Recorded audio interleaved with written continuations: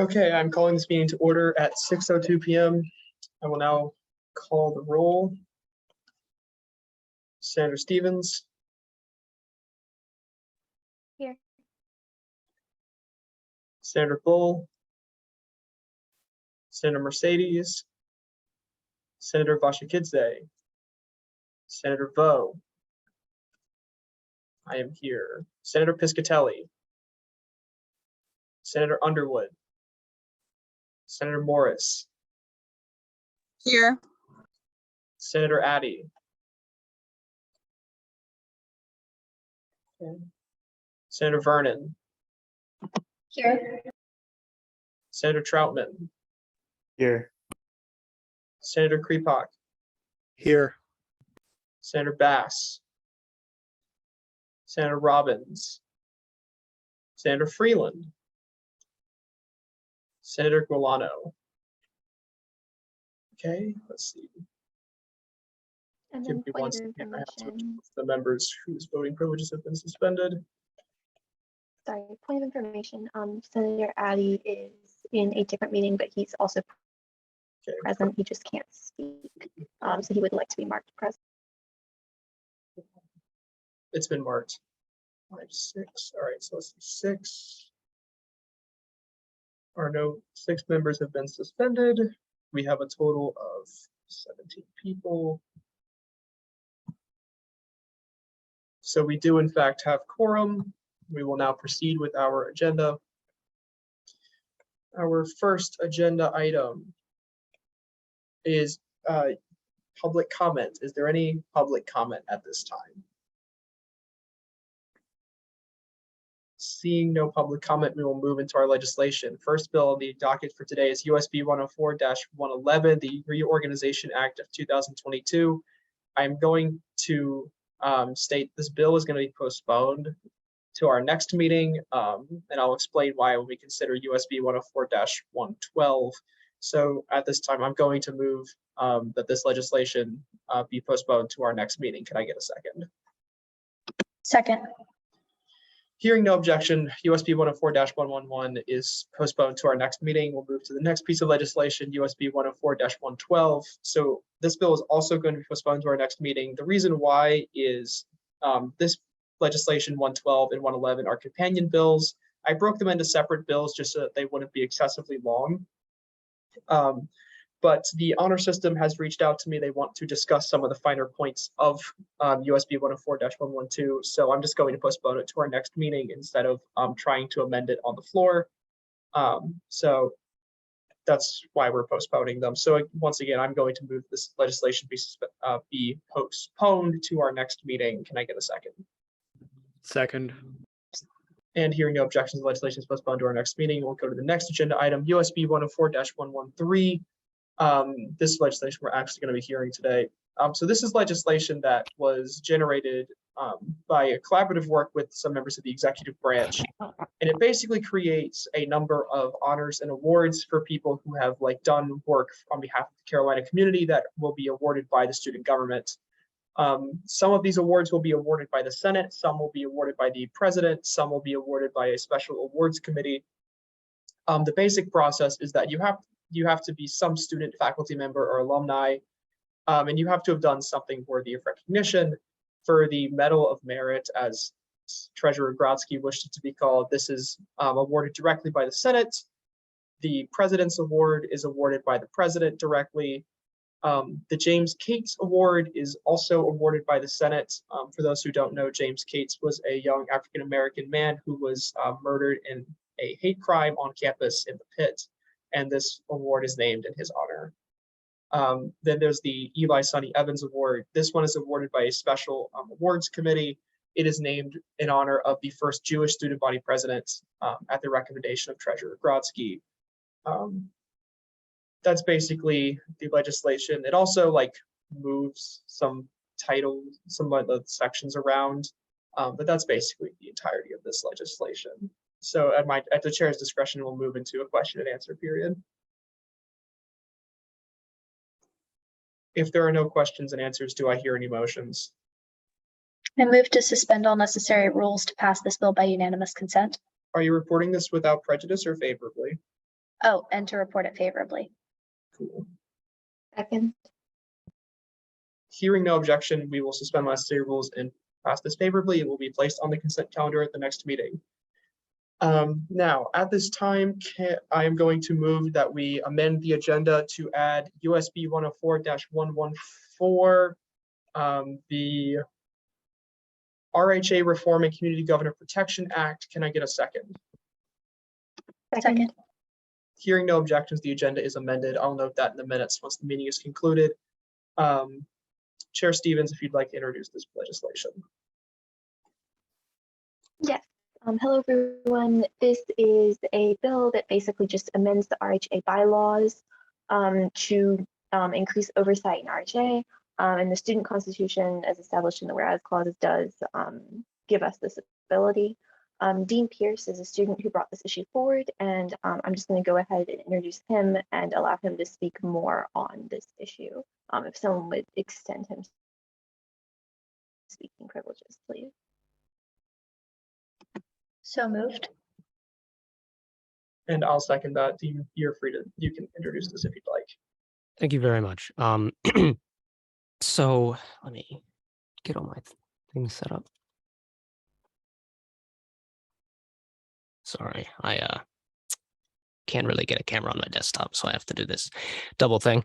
So yeah, essentially, I'm elected community governor of my community, which is the position in the RHA that has more or less dominion over a certain subset of dormitories. And I've been having some issues with them. When we first met, the president of the RHA said that like the RHA laws were more like guidelines, which I took personal issue with. And I did tell him that I was going to make it a point, as the position I'm elected to is the legislative position, like you are as senators, that I was going to make it a point to modify the legislation to curtail the powers of the RHA president, and as well as the executive board, which consists of the RHA president, the elected individual, and the vast, like I think there's 11 appointed individuals on there. And among the powers that have been granted to them is the power to modify the budget without check by the Board of Governors, the power to impeach any of the Board of Governors without check by the Board of Governors, and the power to basically like deny or approve any bills they want. That's contentious. That's going to be contested in the student court. And while I didn't quite expect these powers to be used against me, it turned out that they were. The first instance of this was I requested an email be sent to my constituents because I wanted to host my community government appointments in a particular way, which I am granted unilateral authority over. This was the RHA executive board refused to do so. That is also currently going to be contested by the Supreme Court. The second issue was I attempted to introduce a bill, and this was blocked by the RHA president in dubious circumstances. We're not entirely certain that he has any right to do so. So that's going to the Supreme Court. And furthermore, that bill in particular governed the budget, which is supposed to be approved next week. So it is entirely possible that he didn't like that I didn't give them unilateral authority over the budget, and that's why he chose to block me. But all of that pales in the comparison to what he has done yesterday morning, which is suspend the Connor community government, all of it, not just my position, but the entirety of the Connor community government without any due process whatsoever. This was accomplished by blocking me from the ability to do any appointments whatsoever, and also suspending me from all RHA events, spaces, and meetings. So I am not, and this was done without my notice of a trial, without my having any right to the defense.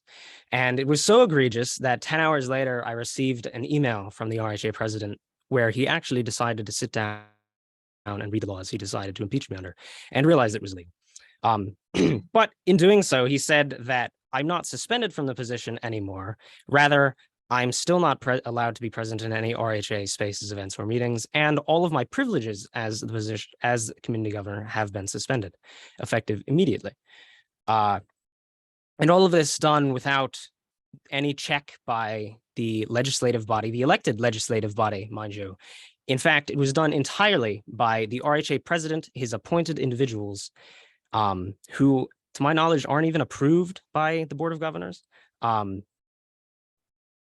And it's under dubious circumstances as well. I have my notification of the hearing, and it's charging me with offenses that aren't actually listed under the RHA ethics laws.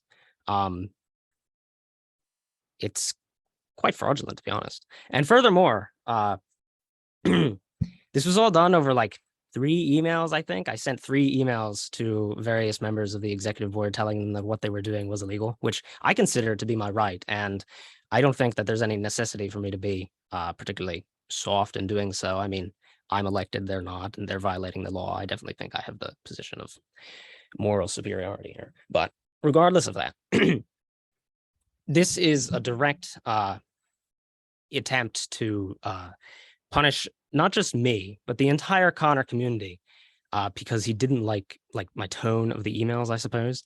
Not only have I been barred from attending the RHA meetings, but I've been barred for 3 weeks, which just so happens to be the exact amount of time for all currently scheduled leadership development trainings for both me and my community. So it's quite evident that the intent of this action by the RHA is not just to cripple myself, for even if it was a legitimate ethics sanction, but to cripple the entirety of the Connor community government and disenfranchise the 600 constituents that it serves for the entire year.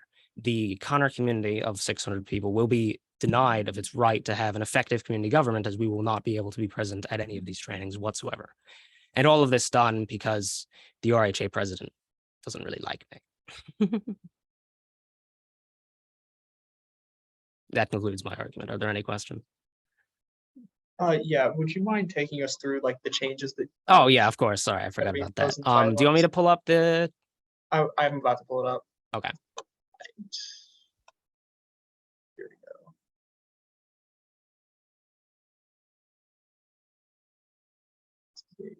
Yeah, here's the first one, I think. Yeah, so that provision in particular seems to be in blatant violation of open meetings law.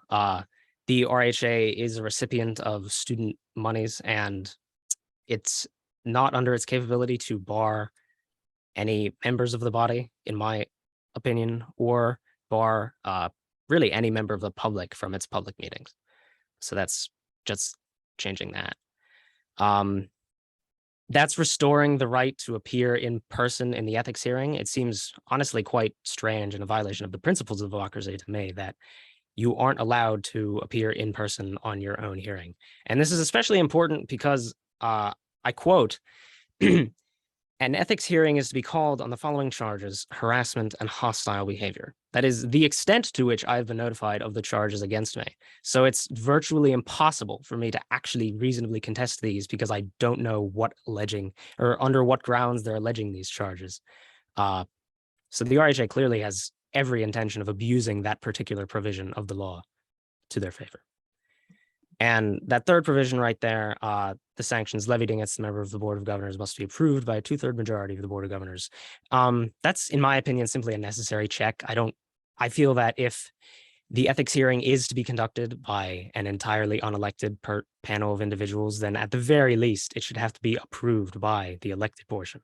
And this is something that's actually in the RHA Constitution, but it's not in the laws, and they don't really seem to follow the Constitution over the laws. Regardless.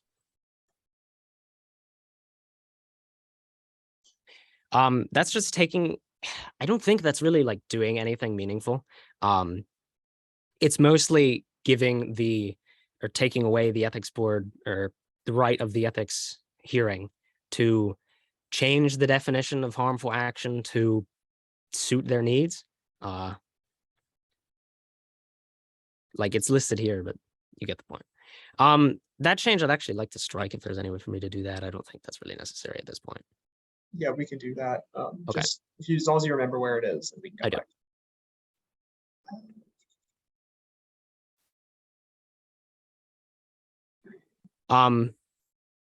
Yeah, if you could just scroll up a little bit. That's just allowing us to subpoena like the current budget, which is something that I imagine you guys maybe not do often, but when you do it, it's critically important. And right now, the president and the executive treasurer have zero accountability whatsoever to the board of governors. Essentially, you just trust them that they're actually going to follow the budget, and there's no way for them to, there's no obligation for them to prove it to you that they do so.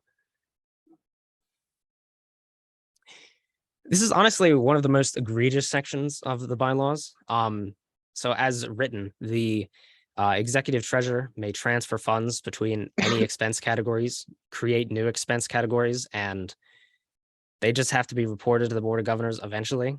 So, like, to my understanding, there's no reason why the executive treasurer couldn't create a new category called RHA Executive Board Vacations and then not notify the board of governors for 2 months.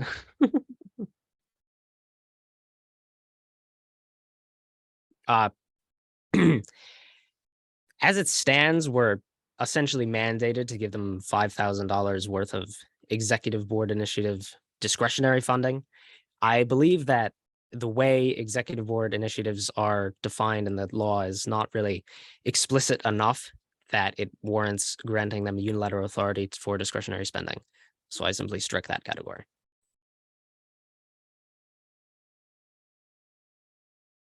That's just requiring like the programming board budget approval by the board of governors.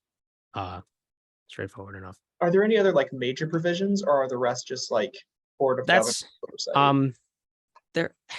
they're kind of like no, but Mhm. I don't think it would hurt to go through them. Okay. That's simply like enhancement purchases, which are essentially if you're in the dormitory, like you can buy a pan, like the community government can buy a pan for the use of the students. And for some reason, it requires executive board approval. That's just not necessary because it's already approved by the community director, who is the employee of Carolina Housing. So that's enough bureaucracy. We don't need Right. more. This just grants the board of governors the ability to overrule the chief enhancements officer if he chooses to approve or deny like an erroneous funding request for a purchase of an enhancement. There's a little bit more which does that too. It's the next page, but it does the same thing.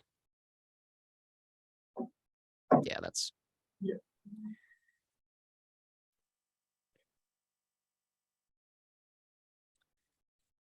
That's just granting the board of governors the ability to reverse or approve the appeal of a member of the body or potentially a member of the body or an external organization on collaboration funding.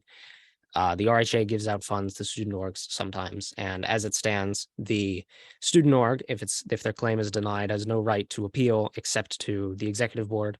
This grants it. It still grants it the right to appeal to the executive board, but that petition will also be promulgated to the board of governors in case they wish to overrule it.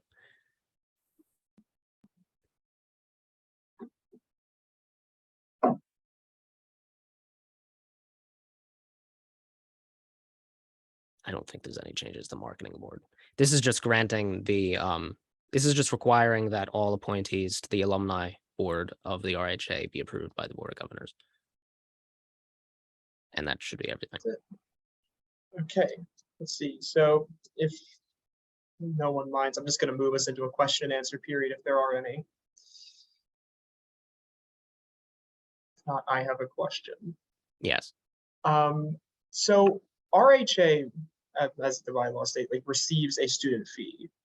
Correct. Like it is your understanding that they get that students and some student organizations like apply for this fee and receive funding from them.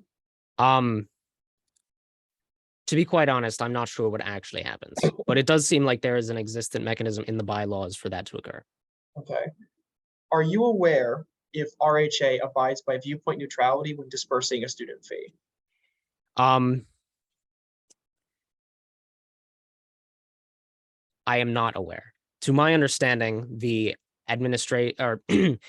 the authority to administer that fund would be coming from the collaborations board, I believe. And the collaborations board, to my understanding, is allowed to give out monies through their two external organizations. which could include RSOs. I'm not aware of the degree to which this has occurred in the past, and I am also not aware of any degree to which this has in regards to viewpoint neutrality. I will state, however, that it is all occurring under the programming board, which as of now has no accountability to the Board of Governors as well. So I Okay. don't quite understand. I don't know if it's possible to require those records either. Okay, well, this may be something we look into at a later date. Yeah, I will note additionally that this is more of an aside, but I have just been barred from viewing the minutes of the previous meeting. That is explicitly illegal, just Yes. as an FYI. Senator Stevenson, did you have a question or some comment? Yes, but it had to do with the viewpoint neutrality concerns. If we're discussing that later, I don't want to waste people's time in the meeting. Yeah, I think that might require a longer and more in-depth discussion that we can't have today. Let's see. So with that, if there are no other questions, I will entertain a motion on this legislation. Motion to pass this bill by unanimous consent and report favorably. Do I have a second? Second. Seeing no objections, this bill will pass onto the consent calendar. Thank you, Senator Stevens. Thank you, Dean, Thank you very for much. taking the time to be here with us. With that, our agenda for today has been exhausted. I will, let's see, and I do not have any announcements or notices. Therefore, do I hear a motion to adjourn? So moved. Second. Hearing no objections, we are adjourned. Thank you all for taking the time, and